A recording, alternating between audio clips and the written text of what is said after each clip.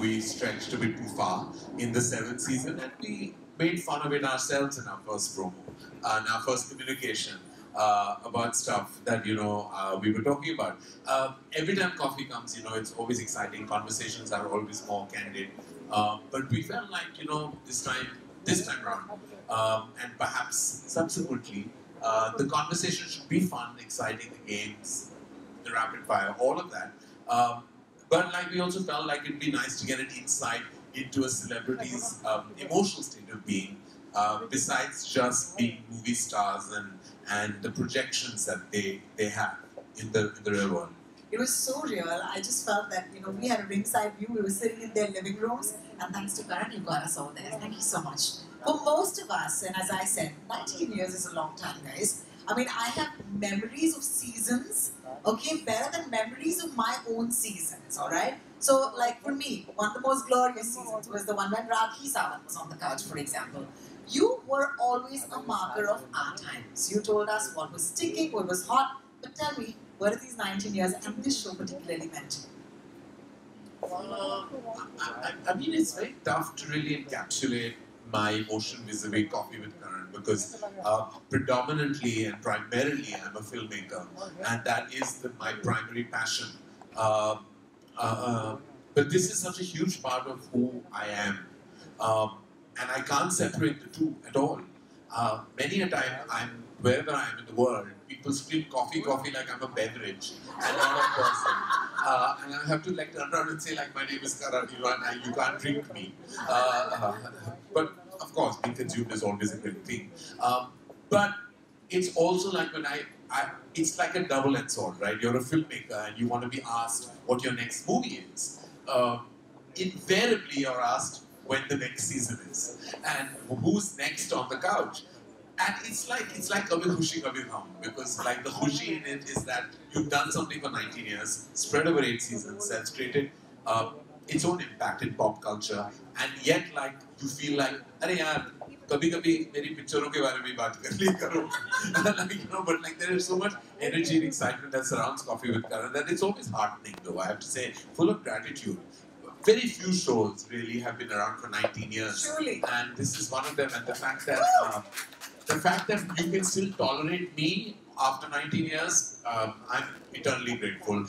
So I don't have to go by the trolls, really, because what the trolls suggest is otherwise. So I feel like, that's a virtual world, but the real world, this beverage gets a lot of love. And I'm absolutely, absolutely. Some love for that, guys. Oh my God, 19 years, I love it. Also, I want to acknowledge the fact that with Hotstar coming on board and taking the show, it's reaching so many homes. Do you think that, that has also been its own journey for you? I mean, absolutely. The power of Hotstar lies in its massive reach. Disney Plus Hotstar has been a huge blessing to Coffee with Karan. In space, I think that you lose a little bit of that, which is what I'm just sharing with you all the inside chatter that went behind Coffee with Karan, and we kept coming back to finding a replacement to Rapid Fire. Oh, man. And the sad thing is people are much more worried now than they were in the first 3 seasons, because nobody wants a PR nightmare, right? Nobody wants to be getting into, so everyone is so careful that you have to kind of make sure that you eventually change the language of the rapid fire, so at least you'll get something. Otherwise people are there were times where people have answered with abandon, most overrated, most underrated, and I'm answers were just flowing. Today, I wouldn't answer those. How can I expect them to? We all have to somewhere be, we're in a very sensitive climate always. Social media has made us so much more sensitized to sensitivity. So everyone is so much more sensitive about what they're saying, what they're expected to say. Fan clubs get angry, and I don't want any of that. Eventually a talk show that's meant to be fun, you have to have fun with. Who wants the downside of any of this? I'm inviting them, they come for their absolute love for me and their relationship with me, and I have to protect that. It's like घर में अगर आपने मेहमान को बुलाया, you don't want them to go back feeling कि, I have a bad stomach. They want to go back home feeling like, "Arey yaar, we were well taken care of." And I mean, they always say that you need a shot of coffee to wake you up, but this is coffee in its wokest avatar in 2023. And I want to give you a hand for walking that line so gracefully, because we have to be sensitive and at the same time we have to have fun. And if there's one show that's doing that right now, it's Coffee with Karan. All right, thank you for the consensus. My favorite episode, and let me just go straight off the bat, Ranveer Deepika. Oh my God, that video. Thank you, thank you. We I have want. nothing to do with that video. The beauty, the romance, the intensity, the emotion of that video comes from both of them, from their hearts and souls. And it was their idea to share that with us. And I was very, very, very touched. And I'm very grateful to both Ranveer and Deepika for actually sharing with not just me, but the entire world, a very private part of their lives. Those 4 minutes are possibly one of the most precious 4 minutes of Coffee with Karan in its entirety. And I say that spanning 8 seasons because it takes a very large and generous heart to share the way they did. Because it was many years after their marriage and it could have very easily not been shared. And I never asked for it. I never asked for it and I got it. And I feel it's the first time on Coffee with Karan where I got much more than I bargained for. Yeah. So I picked my favorite episode. I'm going to quickly go around this place, look at faces, and say, what's yours? Kuch kuch hota hai reunion. Oh, I'm living for this. Thank you. Listen, in on that episode, like I felt like I couldn't stop laughing. It was just hilarious. It was, and there was nothing. It was not. I thought that is it going to really come across funny, or am I only finding them mad?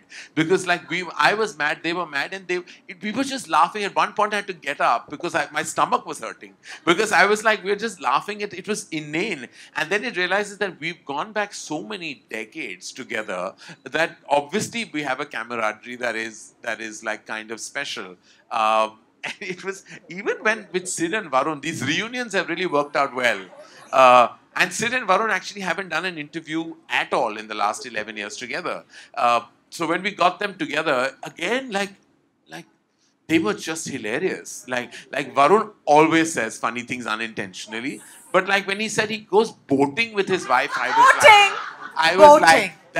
was like, that totally had me. And I was like, when did you go boating with Natasha? Like, when did this happen? I'm boating tonight. And any of us Mumbaikars will know that it's not in our top 10 things to do, Like we don't go boating, You can walk, you can dance, you can go and say, I've gone and seen a movie, I've gone theatre experiences, had fun here, had fun there, but boating is not something that I would come across in. Gems from the season. Favorite episode? Is it possible to ask Karan Johar what his favorite episode is from this season? I mean, I can't answer that question. Of course not. In fact, I've enjoyed all of them. I have to say that each one of them was special in its own way, and that is an absolutely politically correct answer. And I'm going to stick with it. Thank God there are no hampers right now. Yeah, because I'm not winning anything at the end of this, so I'm not saying it. And they've all come with lots of love in their heart, and I'm not choosing. Oh my God. All right. So then I think it's time to let you do some questions, right? So we have a mic. It'll pass around. Obviously, you'll address your question to Karan Johar, not me. So go for it. Hi, Karan. Hi. Karan, my favorite was Vicky and Kiara after Sid and Right. Varun. But I want to know from you, what was the best moment from this episode for you? What was the highlight I'm telling you, from the fact that well, actually, it was rather sweet hearing about Kiara's proposal story. I thought it was like quite sweet when she spoke about how Sid proposed to her in Rome, and of course, I knew that had happened. But it's like what I love is when people actually drop their guard and share bits of their personal life that no one else would know about, or no other show or interview would have access to. I thought that was sweet, and I just thought Vicky was like wonderful throughout. Like he has such an easy personality on camera. Like he's just so himself all the time. I feel like that's how he comes across when he puts up a Punjabi rap video, or when he gives an unabashedly brilliant performance in Sam Bahadur and everything that he's done. Kiara has such a gorgeous, real energy. I just thought like so much of that episode was so lovely. There are few episodes that keep you smiling throughout, and that was one of them. Hi, Karan sir. My question to you is, you had revealed, in one of the episodes that there was a period of time when you were not on talking terms with Karina and Kajol. I mean, a little bit of that is also mentioned in your book. Yeah. But for those who do not know, do you want to say a little more about that? And do you think that period has strengthened your bond with them? I mean, absolutely. They're not well. With time, you realize that the relationships go through ups and downs. Um, I never want to go back to the time when we weren't speaking because those are times that I feel I lost out on precious time with two women I absolutely love. I'm just glad that today we are even stronger as friends, as family. And in fact, it's bizarre because when I speak about, I never thought that Karina and I would have children at the absolute same time. Like it, I always wondered because I was an older parent. Like when I had my kids, I was 44 years old, and I kept thinking in my heart that I'm going to obviously be the oldest person in a PTA meeting on a WhatsApp group or in a birthday party, and that's so far from the truth because Karina had Temur at 2 months prior to Yash and Ruhi's birth, and Rani had Adira a year before. And I was like, these are two of my closest friends, and they both actually, have kids around the same age. And if you see Kajal with my kids, it's like she's becomes one of them. And I'm just so glad that I have this support system of all these friends. Because when you're a single parent, you have to know one thing that you do need, barring the fact that I'm eternally grateful to the universe for my mother and how she co-parents Yash and Rui with me. But I'm also very grateful for my friends because they're all there. They're all there with all their hearts. And so even though we went through a phase, I'm just glad that we are even stronger today. And I think what doesn't break you makes you stronger. Thank you for that beautiful question. After you, there is a girl with the mic, with her hand up for a while. Yes, ma'am, you.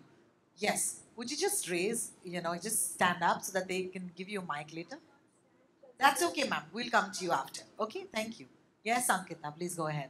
Hi, Karan. Hi. Karan, this season was special because you brought up a topic which nobody thought a pop culture show like this would bring up. That's anxiety. Yeah. And not just about anxiety, you spoke about your battle with it, how you dealt with it.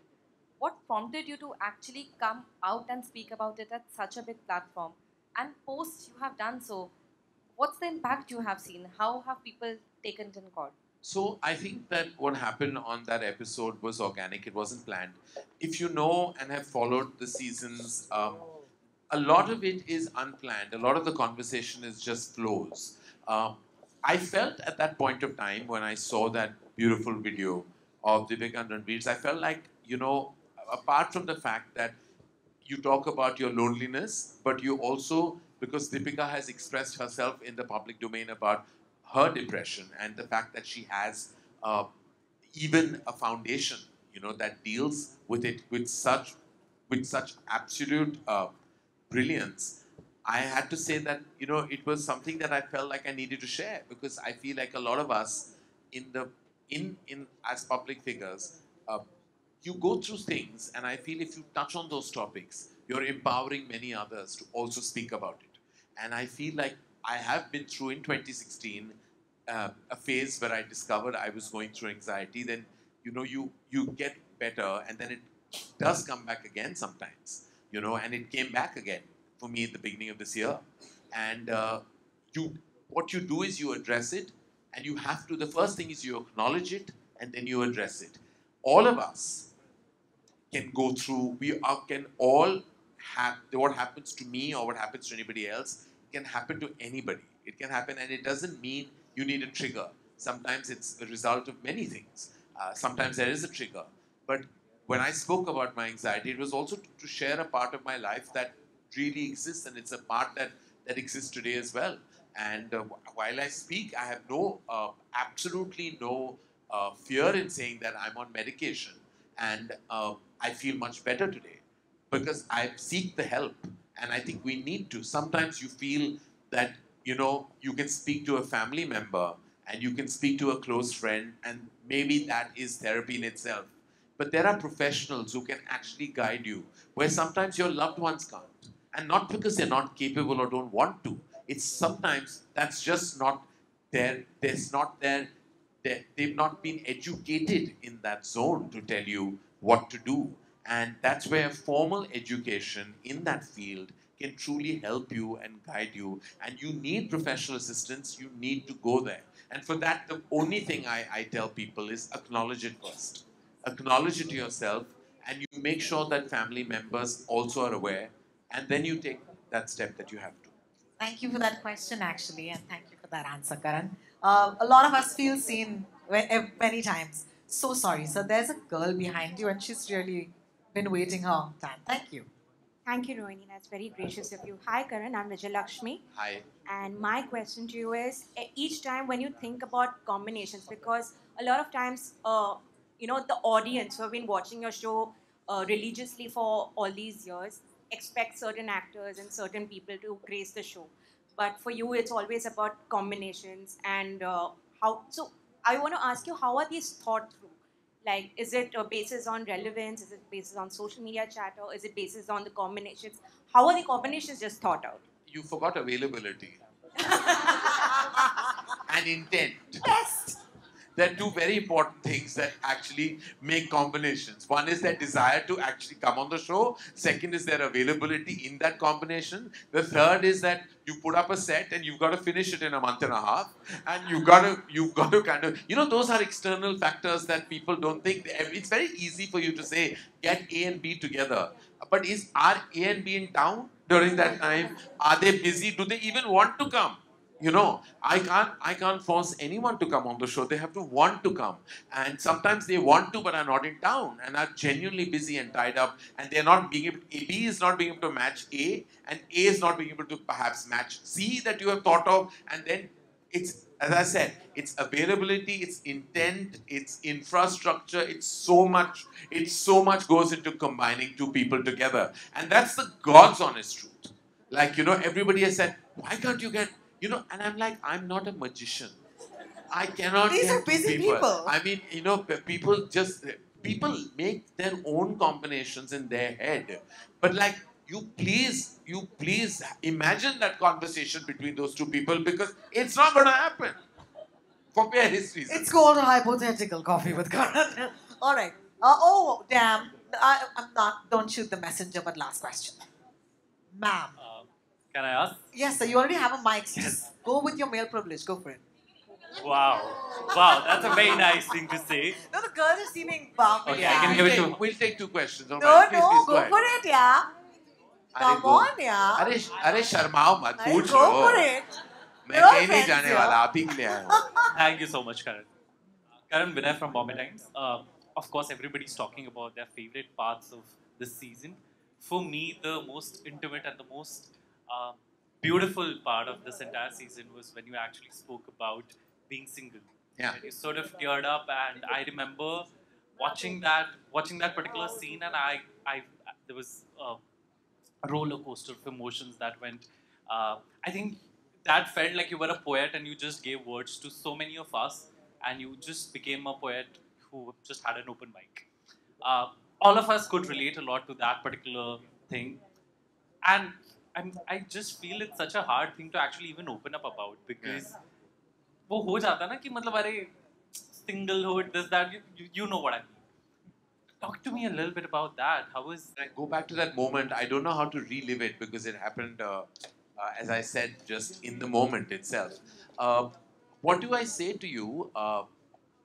People tend to judge you by an impression they have of you, by what they know and see of you, but nobody really knows who the real person is behind any of the projected intent of that social public figure.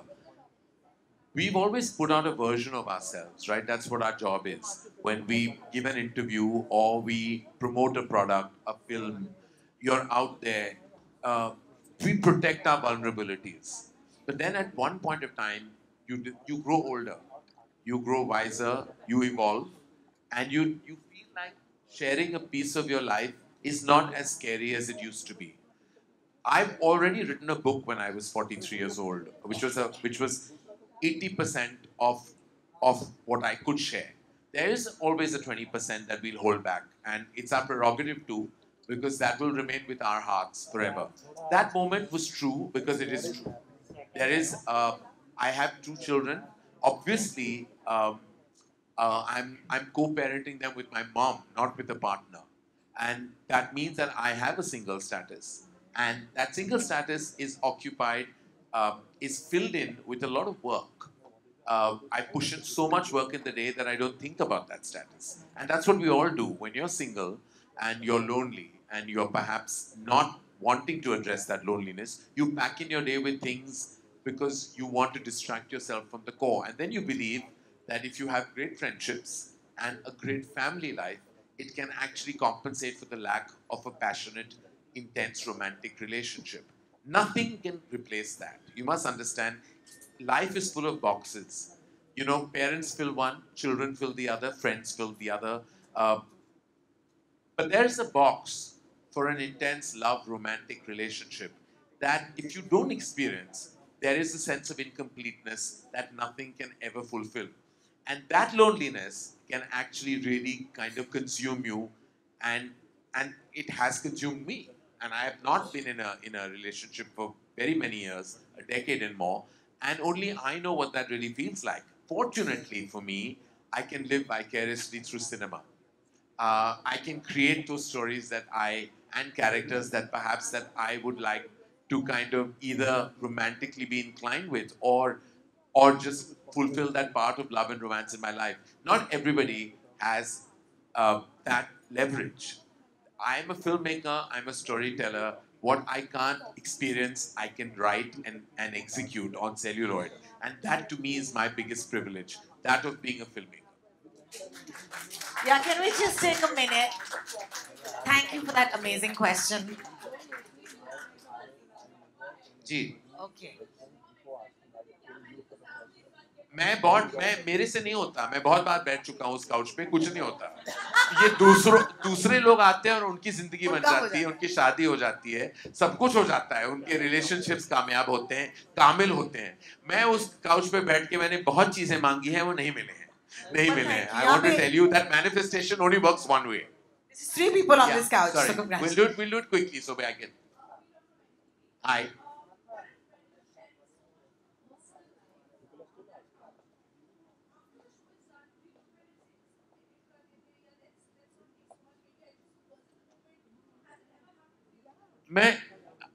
I have said this.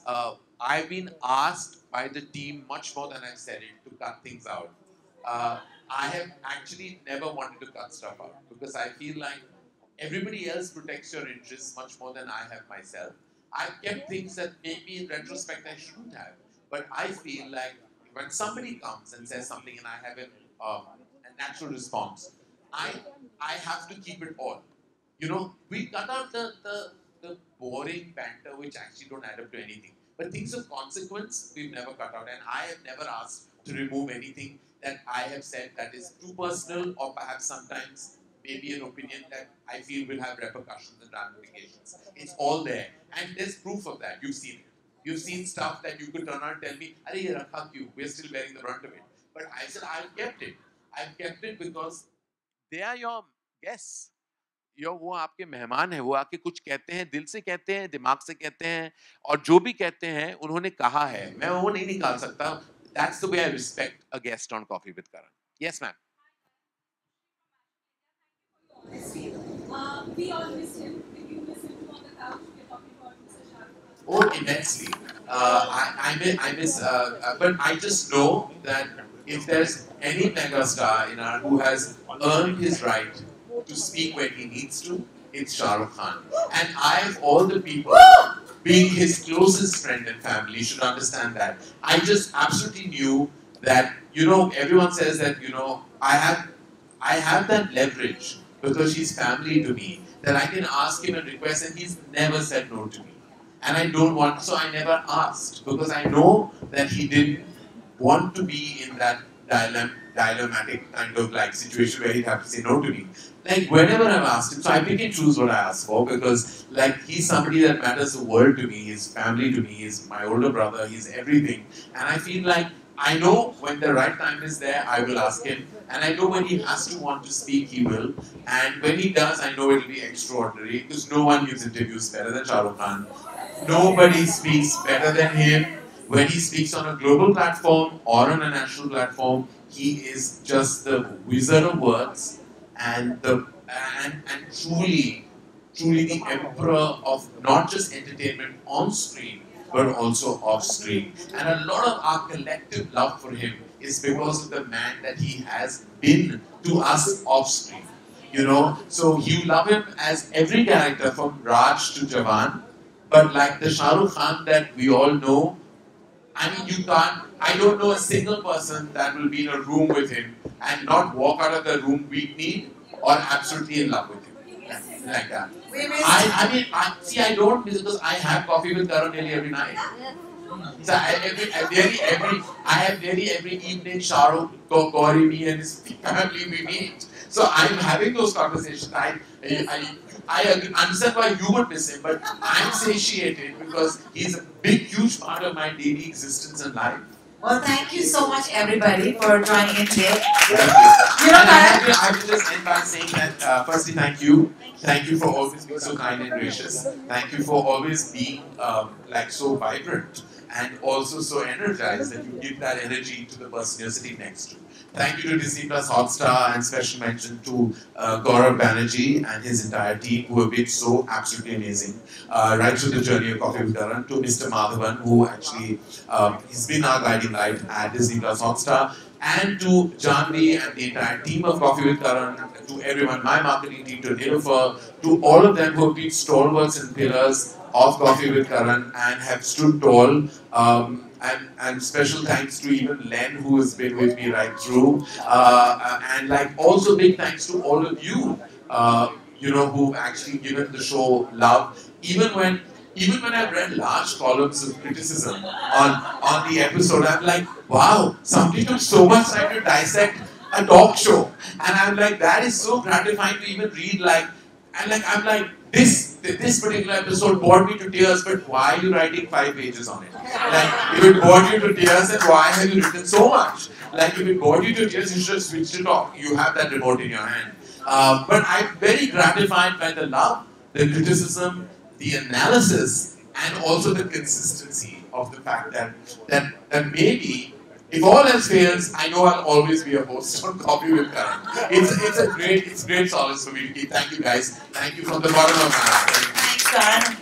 Guys, it's pretty simple. I mean, this industry used to wake up on Friday mornings, but you made it Thursday morning. So thank you so much for doing that. Actually, Wednesday midnight. Wednesday midnight, guys. Wednesday midnight, of Well, course. this Wednesday midnight you don't have anything to see because you already saw it. You saw. Yeah, okay, watch it. Yeah. Well, I mean, like if you can watch it, but it'd be lovely if you tune into another platform and watch Rocky Rani again also. It would be lovely. It would make my heart even happier. I'm not mentioning that platform because then you know what will happen. Mr. Johar, we love you. Thank you so much for joining us. Thank you. It's Thank been you. wonderful. Thank you.